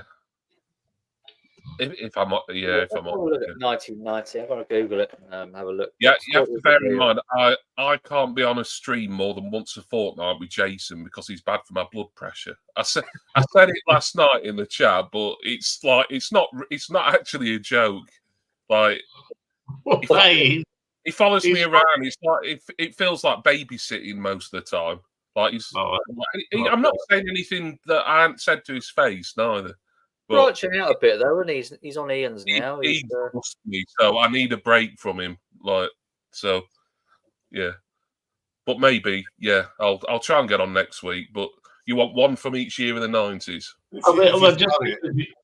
If you've got it, I think it would be brilliant to see. Yeah. I mean, I would have liked to have carried on, year by year, but it's I would have done. I think it's your dream, we're going to do a tier list with the 90s singles probably next month. I'm hoping Simon will jump on and be a guest with us for that. If tired, Simon.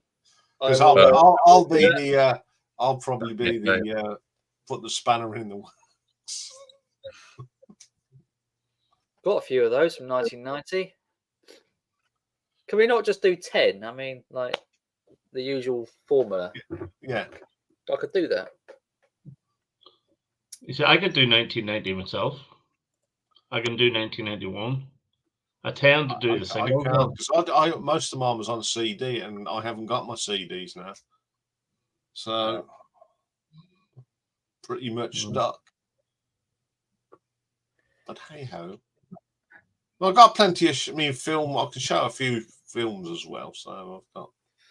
Show us your iTunes account. We'll have to go through it. Right. I could be really hip and trendy and do a PowerPoint presentation. Real hip and PowerPoint. So you all set for tomorrow, Ian? I am. I'm a little bit confused. You keep on saying not soundtracks. So what match? Yeah. I'll put soundtracks in. Change it, folks. It's going to just be music from the movies. Okay, music from the movie. So for me, you put it was as if it was in the film, but it was not on the soundtrack. And if that's the case, I've got 0.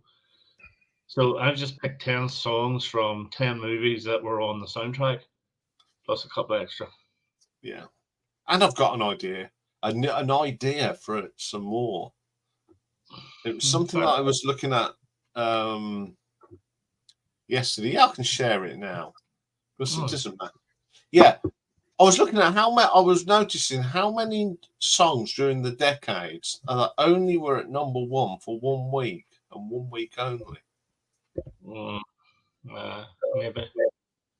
Or the other twist of it, bands that have only ever had number one single. Well, probably. I know you're thinking Iron Maiden, Bring Your Daughter to the Slaughter. New Order. What was theirs? There's quite a few. When you go and look, there are loads. Is there? So one-hit number oneers. Yeah, the one-hit number ones. You've got to pick World in Motion now, Richard. Now that I've told you, I'll be disappointed if you don't. Oh, that's single New Order. That's cheating. That's a bit like Skinner and Deal. Hey, Skinner and Deal. Yeah, you see, Nick's right. Madness, Ian Jury. There are quite a few. And of course, there is one certain band from 1975 that had 1 week at number 1. Well, you could do it that way. Did we do one on favorite singles that never charted? We did actually. Yeah, we did. We haven't done anything of what I've suggested because I painstakingly went through every single one of our videos today to see what we haven't. So we haven't. No.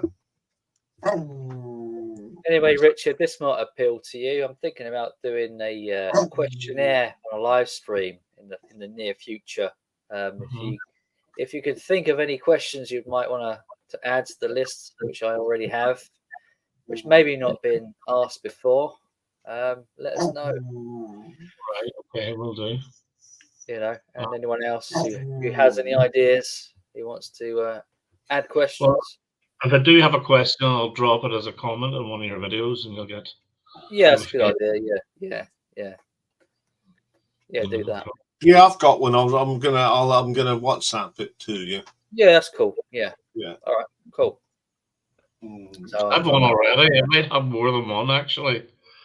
You know what my subject will be with regards to. It'll be based around a certain character. Right. Okay. Well, these questions will be circling around the panel, so bear that in mind. So you were going to ask something there, Jimmy. No, I was just wondering how many number ones T-Rex had. 4 in the UK. 4. Wow. 5. I thought it was more than 1. I didn't think it would be 4, though. I thought it might be 2 or possibly 3, but 4. He should have had 6, but he was kept off number 1 by Ernie. Hot Love, Sam, and Metal. Yeah. I always forget the name. I like it, the one that Ernie stopped. Jeepster. That's it. Yeah. Because that was in my. I did a Christmas number 2s video. I think it was the Christmas one, Christmas number 2s, a few years ago. I'm sure Jeepster was in it. Should really have been 7 because Clive's granddad kept Ride a White Swan off number 1. It did, didn't it? Long-haired lover from Liverpool kept Solid Gold Easy Action off number 1. It still amazed me that there were no T-Rex in that top 30 the other day. I know. There was no T-Rex, there was no Bowie, there were no Sweet. Only one Slade, and they had a fair few, top 10s and at least a few number 1s, wasn't it? They had 6 number 1s, actually. 6 number 1s. They actually, in 1973, were the first act to have 3 number 1s go straight in at number 1. So, straight in the charts at number 1. Come on, feel the noise, squeeze me, please. Me and Merry Christmas, everybody. But I don't know, maybe the Seals were speaking those days. Well, 1973 was the time. The 3-day week, don't forget as well. Well, you wouldn't know that, but the 3-day week and all the power cuts and all the rest, and everybody was skint. Yeah, no, because you remember, Ian, whenever we were kids. Yeah, I remember going to our local supermarket with my mum, and there was candles everywhere. No, there wouldn't be a week going by without the electricity going off. Yeah, and the till was they got they've got this little thing with the money in, and that there was someone sitting there adding it up on a pence. There was one doing the adding up and one to put it in the bag.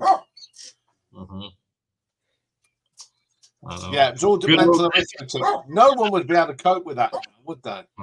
The good old days. The amount of saucers we had with wax stuck to the base of them. Oh yeah, we had them all over the house.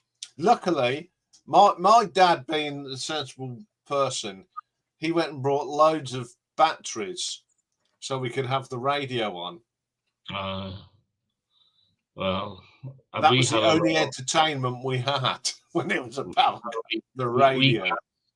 A wee gas stove that had one ring to boil up a kettle for a cup of tea. That was it.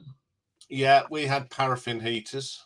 In other words, we sound like two blokes here. Come on, change the subject. It's funny. I found a clip. I found a clip that I need for a records roundup.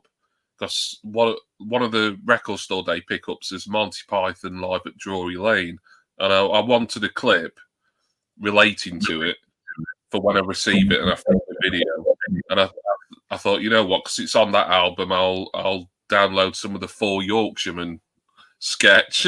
you would be perfect in that. Oh well, I had paraffin heaters when I was like, oh did you? Oh, you were lucky. We didn't have heaters.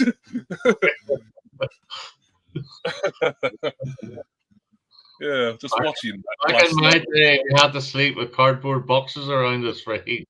Yeah. I did notice that Nick's come up with a good one. He says, how about songs that were deserving at number 1 but never made it? Well, that's just subjective. You can go through your own record list. Very subjective, isn't it? That, but you know, it still be. For some of the obvious ones. Did anybody go to? You mentioned Record Store Day. Did anybody go to Record Store Day? No, I never go. Did anybody order anything? Oh yeah. I've got 6 things coming. Because I ordered from Denmark, from iMusic in Denmark, and for some reason they were allowed to start selling their stuff online on the Sunday, whereas like everywhere in the UK it's Monday evening, isn't it? So I got 4 things from Denmark a day early, but you know, like starting to wait for them. So I ordered 2 things, and I was scared in case I couldn't get them on Monday evening. at the proper price, even though I still think they're inflated slightly on Monday. So I did do the eBay on Saturday afternoon and paid too much for them, but still I bought two things, and it's still by far my least expensive record store day, because usually I would have bought about 5 or 6. I'll be well over the £100. But iMusic they seemed pretty reasonable. They didn't have absolutely everything, but it was, I don't know if there's different rules in Europe, because I thought online you had to wait till 8 o'clock Monday evening, but them being in Denmark, I wondered, are they allowed to start? They were selling sort of midday Sunday. Were they? So I know whenever Johnny had a shop, he could sell, I think at 12 o'clock on the Sunday. So I think it's after 12 hours after the next day, if you see what I mean. So record store days Saturday, he was allowed to sell at lunch. They're advertising it. I saw it on an Instagram post, and they're advertising it as overstock. So I'm wondering if that was a way of getting around it by saying this is overstock that we're selling early. But I don't know. I mean, I wasn't complaining. It was like, oh yeah, I'm able to order all this like over 24 hours earlier. And then there's only 2 other things that they didn't have that I ordered from this country on the Monday night, and I knew they knew that wouldn't be popular. So. Now, my mate Lee wanted the picture disc of T-Rex's zinc alloy. Yeah. He went down to our local record shop on Monday lunchtime, walked in, went up to the T-Rex thing, picked it out, paid for it, in and out in 5 minutes. You see, that was very similar to me whenever Johnny had a shop in Ballymena. Okay, sometimes I did have to queue. The longest I ever queued was about 35 minutes, and it was straight in, left and straight out. I got everything, but now his shop's shut. I can go to Belfast or I can go to Bangor, but I'm not travelling that length to stand in a queue for 4 hours. That's a hell of a drive just to go and stand in a queue, isn't it? And funny enough, Johnny, who had the shop in Ballymena, the guy in Bangor actually asked him if he would help him out this year. So he went down to Bangor just to help, in the shop, because it is really tough work for the shopkeeper, because it's a constant queue line the whole way there. And then you get the people who want to stand and browse, and you don't want to do that. You just want to pick what you want and get the hell out of there. That's what the shopkeeper wants, because there's people standing out there and they're being rained on and everything. And, it's not a day to have a little browse around the normal stock of the shop, really. But whenever things die down in the afternoon, yeah, of course. But that time in the morning, ridiculous. Yeah, he said he thought about it, but the weather here on Saturday wasn't that grand. So he just he decided to go in Monday morning. He said if it was there, it was there. It wasn't, because he'd have done it on eBay. But he literally walked in, picked it up, and he was out in 5 minutes. Do you want to see what I got? Because I'm not going to do a video about it. So yeah, go on then. Yeah, I'm told on me take care.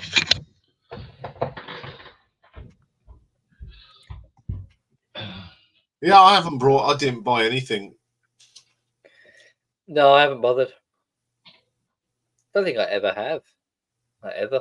Now, there's 1 or 2 bits I want, but it's the same thing every year. There's a few bits that you want, but you never get around to getting. Nah.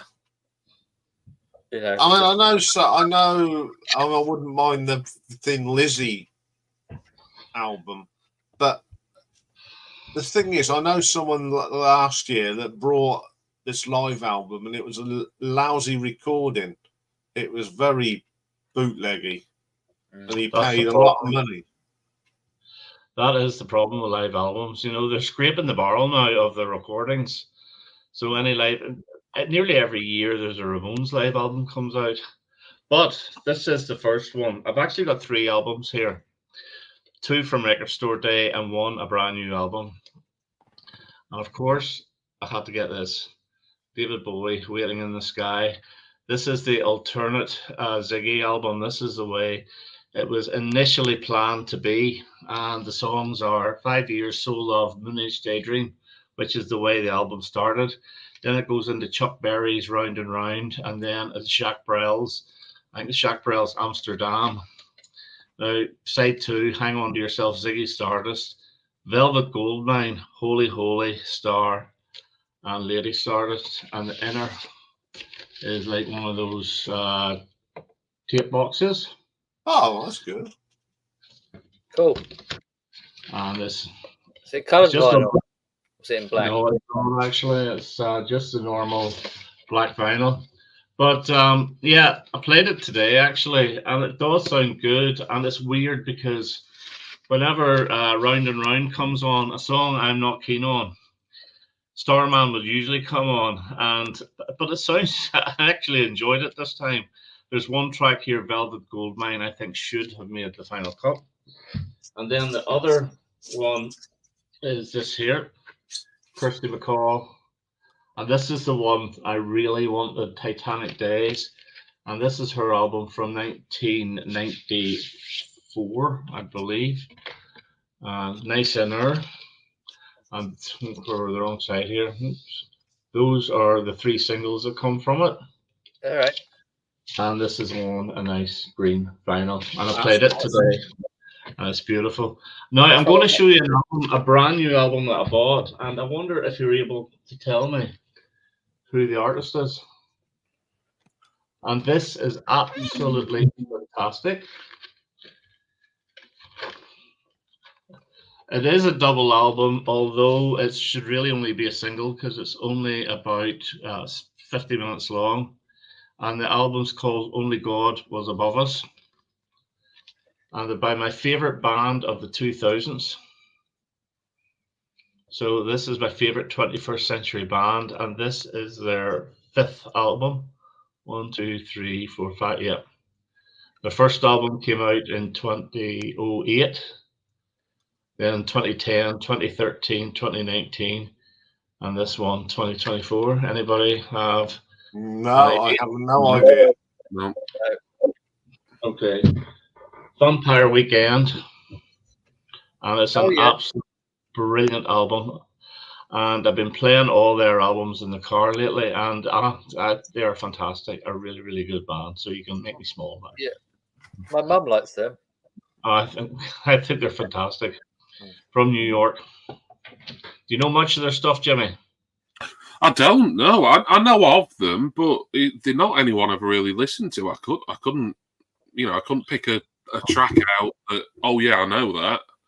But I'm sure I will have heard them somewhere. But no, I need to investigate them. There's a lot of acts from that kind of mid to late 2000s period. I never got into them first. I'd say an act from a similar time I love is Las Vegas, and I didn't listen to them a lot back when they were really big, but love them. Now all their albums are fantastic.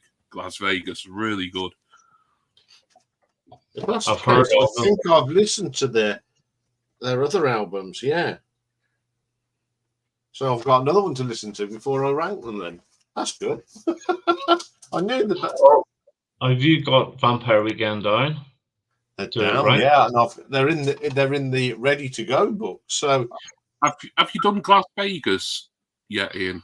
No, and I don't think they're on the list. So, can you add them? There's only 4 so far. So I like that. I like when they're only 4. It's like people say, there's 56. What are they called? Well, there's Las Vegas, GLAS Vegas. Okay. Their first I'll tell album. Dave to put it on the list. They did like a Christmas mini album, but you can't count it as a proper studio album. So, well, I wouldn't anyway. But but was their first album sort of a black cover type thing with big writing? Yeah. The first album, I remember.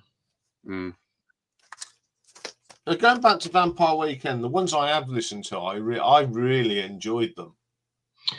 They're quite experimental, but they're very, very melodic.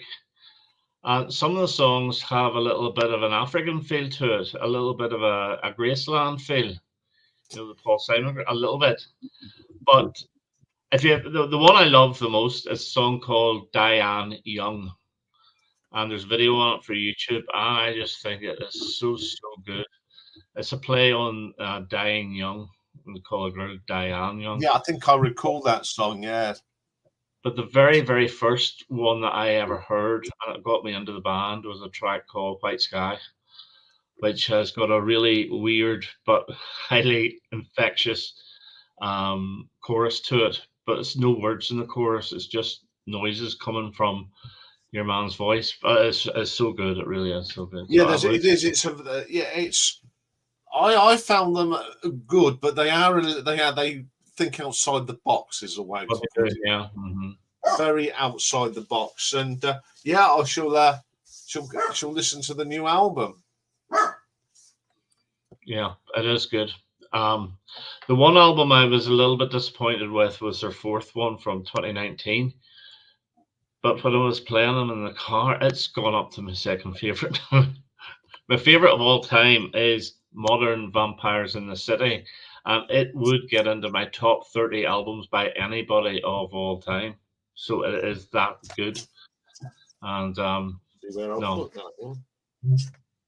that's me with I'll Vampires. find it again. I think that one's quite high. I think I like that one. Oh, it's magnificent. Yeah. There's lots of I'm not giving it too much away, but yeah, I quite agree. So there you go. Yeah, Anyway, did you watch the Altered Images? Did you? Oh, your video? Yeah, I did. Yes, I did. did I get it right? Because this is the man that asked for it. You see. You put Pinky Blue up in number 1, didn't you? Yeah. And you put Happy Birthday 2, and you put Bite 3, and then you put the new one 4th. Yeah. You got the 4th one right. You got the rest of them wrong. Uh, Bite's their best album. It's slinky, beautiful production. It's the more mature Altered Images, even though they're only 2 years older. Then Pinky Blue, then Happy Birthday. I mean, them 3 albums are good anyway. There's not much between them. Know, but that last one's just terrible. You know who I think would love the first album? Actually, love the first album, and that is Mike Final Spiral. Because if you take away the Happy Birthday track, it's just pure Susie and the Banshees, and it's produced by Steve Severin, and it is really dark and really moody, and I really think it's good. And then you get the bubblegum pop of Pinky Blue, which I think is the album. It really is. It's really good fun. But for me, Bite wins every time. It's like a disco-y sound, but it is more mature. 4 of the tracks were produced by Mike Chapman, one of the best producers ever, and 4 were produced by Tony Visconti, the best producer ever. So fantastic. I think it's because it was too disco-y for me. It was good, but I like the. It's not your that type of disco-y. It's just really good. Yeah, but I think Pinky Blue. I remember when that come out, and it was such a. Every time you watched the program, Altered Images were on. Don't forget the guitarist Johnny McElhone. He went on then he formed another band in the mid-80s. I can't remember their name, but he then went on to form Texas with Charlene. Yeah, he did. Yeah, he's a very good guitarist, isn't he? He was part of their songwriting team, so yeah, they're a good band. Yeah, sort of the front runners for Texas, really. Well, they were, different sound, but they were. But they were sort of, picked up the back muzzle. I'm still tempted on that Mascara Streaks album because I know Stephen Schnee thinks it's really, really good, and everyone else thinks it's absolute garbage. And I've played a couple of tracks; it's not bad. I just couldn't connect with it. I really couldn't. I put it on about 6 times, and I thought, no, I can't listen to this anymore. That's it. That's number 4. Yeah, Hip Sway. That's the band. Stephen Schnee's in the comments there. Hip Sway is the one that Johnny McElhone. Yeah. And we'll lie Mr. Schnee for some valuable information like that. Yeah, he's the man in the know. He's a walking encyclopedia, isn't he? He is. Yeah, he is. He's great. We all are in our own little way, aren't we? We've all got our little niches that we can bore the pants off people with if we would need it. Oh, yeah, definitely. I've had a bit of stick with my bad Marillion songs from some Marillion fans. Oh, yeah, watch that, yeah. Oh, please tell me you didn't put Sugar Mice in there. Oh, God, of course not. No, I didn't think you would, actually, because I remember you saying the other week you do like it. I do like that song. We won't fall out then. We'll just carry on falling out with Richard about Dancing Queen. Good. Yeah. Wasn't my fault. I'm saying I've said Richard, you got me into ABBA, and like even though my mum had been into it for I years. was so enraged because how could you say that and you stand there or sit there or whatever with the Voyage LP said this is brilliant and I'm going yeah and then you put on a day. No. Granted, you did say I'm not 100% sure about Dancing Queen in a Day. No, I'm happy enough, guys. I'm happy enough. I'll go with you. Yeah. I'm going. I think ABBA is a guilty pleasure. More stick about me not wanting Ian Jory and hit me with your rhythm stick in S tier. So I would have had Ian Jory in a B. I would have had it in a between B and C. So that's about where I wanted it, really, lower in the B. But Jason and Ian were like, "Oh no, this is one of the greatest things ever recorded," and I'm like, "Is it?"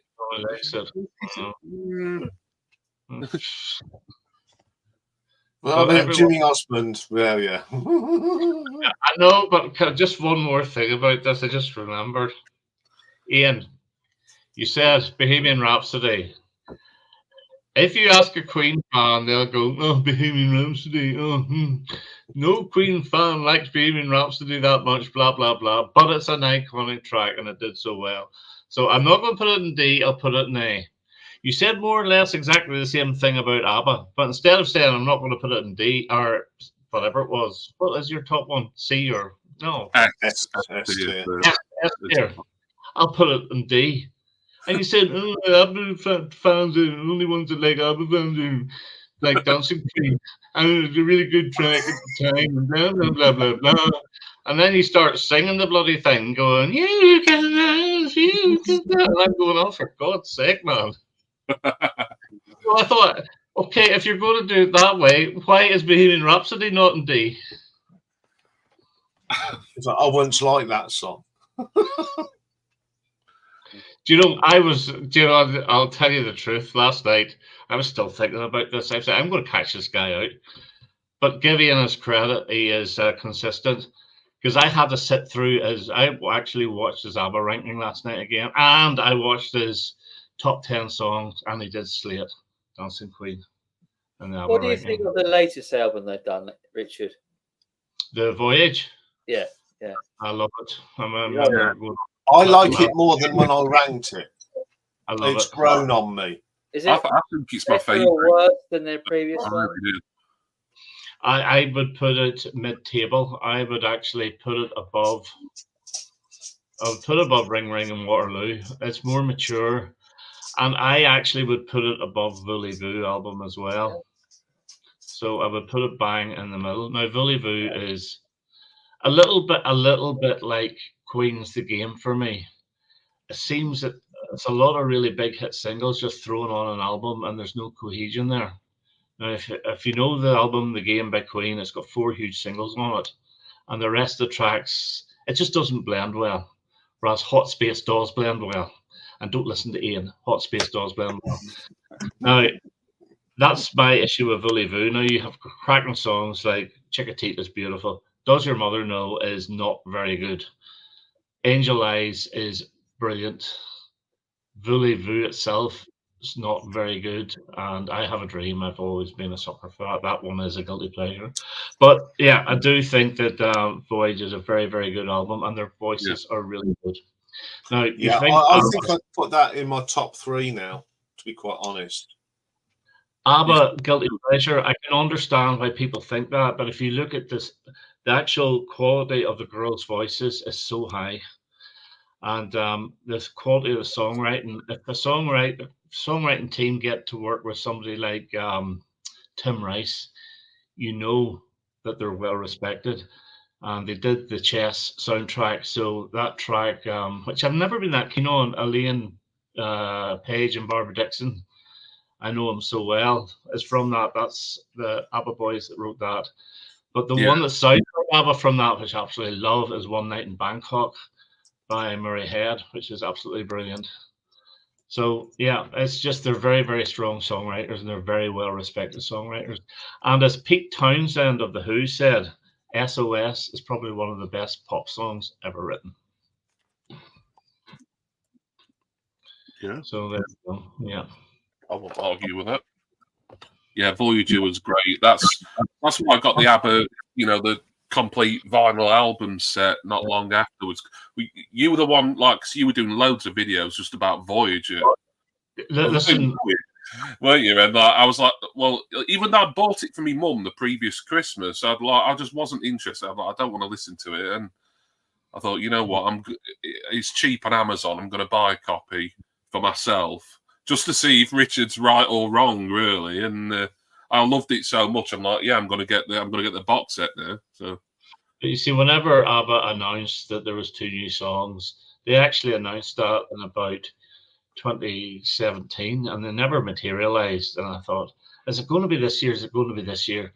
Never happened. Then in 2021, the 2 came out, along with there's going to be a new album as well.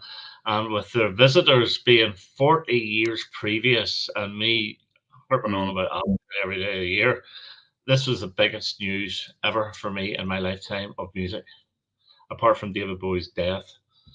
The Voyage album was even bigger than Bowie coming out of retirement to do The Next Day and Black Star for me. So it was the biggest event for me. I think as well. I mean, I think people go, so you like metal, but you love ABBA. I said, yeah, but when I was growing up, ABBA were the thing. Do you remember, Ian? I don't know if it was the same in England, but there used to be people way back in the early 80s, and the heavy metal guys would walk around with their big flipping tape recorders, ghetto blasters on. And there's this guy. Guilty here, guilty. You see him, Christopher Ball. He was a friend of mine at primary school. I don't know, puberty killed him. He just let his hair grow and all the rest of it. And he turned into one of these metal kids. He was walking around with this ghetto blaster, and what was coming out of that?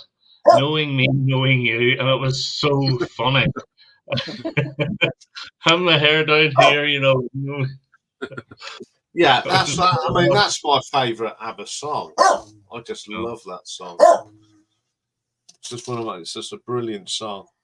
Yeah. Yeah, as I said, the only one I never liked Dancing Queen when I had because my mum had ABBA Arrival. I love the album except that track. I know. I saw that last night. And then every time I did a disco, that's all people. When I did discos, of all the ABBA songs that we've got, it was that one every time. I know that's the biggest hit. That was ABBA number are one. like that group people want to hate, but they can't hate because they're just too good, aren't they? Yeah, these are the people that know every word to the songs. I always say 95% of the people love at least one ABBA song, and the other 5% are lying. Yeah. See, Nick loves the Eagle. That is a superb track. Yeah, it was brilliant. That was a single in Europe.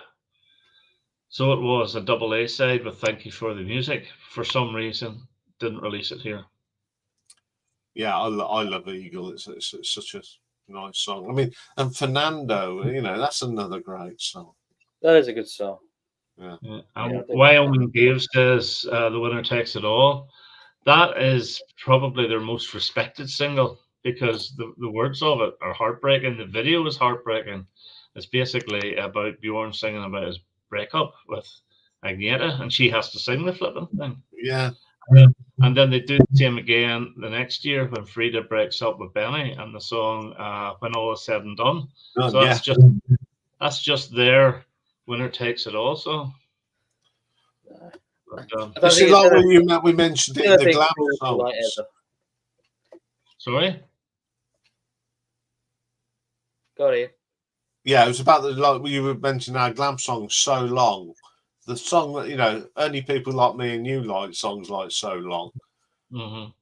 Oh, that's a fantastic little rock song, so it is. Yeah. You know. And you're right, I was watching the videos and I put them together.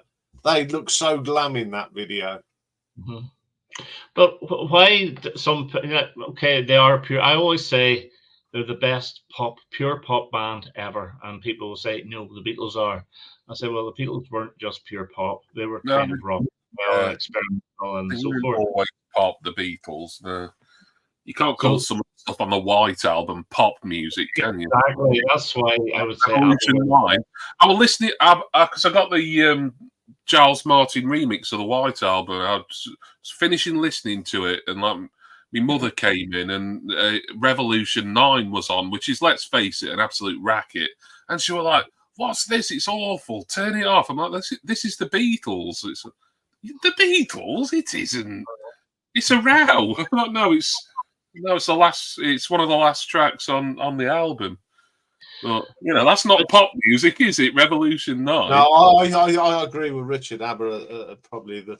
If you think about it as well, if you guilty pleasures, blah blah blah, album sales tell you whether a band are a guilty pleasure or not, because in the early 70s, like some bands had great success with their singles, but their albums did nothing because they were just singles. Now, Abba did have 9 #1 singles. However, they've had 10 #1 albums. Okay, 4 of them have been compilations, but from Arrival straight through to Voyage, every album has reached #1, and the nearest band to do that, I think it might be the same level of #1s, one after the other, is Led Zeppelin. So Abba and Led Zeppelin are together in #1s consecutive. And I think it was in 1978, they were the biggest export in Sweden. They outdone Volvo. They outdone Volvo. I think the other export from Sweden around that time would have been Bjorn Borg as well. Yeah. So, you know, and the best of it was Sweden Sweden sort of turned their back on them a little bit and gave them a bit of a hard time. And I don't know whether it was because they were singing their songs in English to get the more world market. Because let's face it, whenever it comes to record sales, the US and the UK are the top 2 in the world, and then probably places like Australia and all after that. You know, so whenever people look at charts, they look at the Billboard charts, or they look at the UK singles charts or albums charts. Yeah, I mean, you know, Richard will know that they were always on top of the pops. When they had a new album out, they were continually on top of the pops. Well, they were mostly videos for Abba, so they were, but they did actually perform Waterloo on top of the pops, and it's great to see. Excuse me. And yeah, it's mostly video. But their tour of Australia, you know, actually Abba the movie it's good fun. So I've seen it. I saw that at the cinema. You know, in the days when you went to see a film and you had a supporting film. Yeah. They showed Abba the movie. There's one you should watch, and it's on YouTube, and it only is, I think, 7 minutes long. And it's called Abba, the Last Film. I think that's what it's called. I've got it on DVD. And it's got Rick Mail in it. And Abba are actually puppets in it. But you do see them. They do make appearances, not together, from around 2006. And so you see Benny, and see Bjorn on the phone. You see Frida and Agneta looking out the window, and Cher's in it. And also, believe it or not, Eddie, the monster robot from Iron Maiden is dancing to Waterloo in it. It is Oh, brilliant. fantastic. I've got to watch that then. You see Eddie up at the window dancing to Waterloo. You know, is that what you call him? Eddie? Eddie, yeah, Eddie. Yeah, the Iron Maiden thing, whatever it is. But Rick Mayall is hilarious. And there's a couple of little snippets as well they put in from Abba the movie. So, yeah. You should watch it. It's only 6-7 minutes long. It's really good fun. Look, Mark says, who doesn't like Abba? Come on, yeah. Anyone that says they don't like it are liars. Yeah. That's what I said. Absolutely. The Iron Maiden now mascot, Dave, yeah. Eddie the Head. So there you go. Once played by Nico McBrain when he was not in the band. Is that right? Yeah. So do they have that mascot coming on at concerts, all dressed up or anything? Yeah, every time I saw Iron Maiden, he comes on in some guise. First time I saw Maiden would have been on the Power Slave. He come in as a mummy on the Somewhere in Time that's all based around Blade Runner. He come, like the cover. Yeah, he always comes on. He always comes on in Iron Maiden, the song. All right, okay. Yeah, it's the bit where Bruce usually fights with him and beats him up and generally gives him a good kicking. Well, listen, folks, I'm going to head off. I'm hitting the sack. I'm knackered. So yeah, I'm going to shut it down now. Anyway. I'll see you in the morning. I'll think of a question, Simon. Any subject at all, or all music? Anything you like, as long as it's music related or vinyl community related, it's fine. Okay, perfect. Okay, Yeah, all the best, everyone. All the best, Jimmy. Cheers. See you tomorrow. See you then. Right, I'm going to shut it down now, fellas, and we'll have a chat backstage. Yeah, okay. All right. Bye for now. Bye, bye.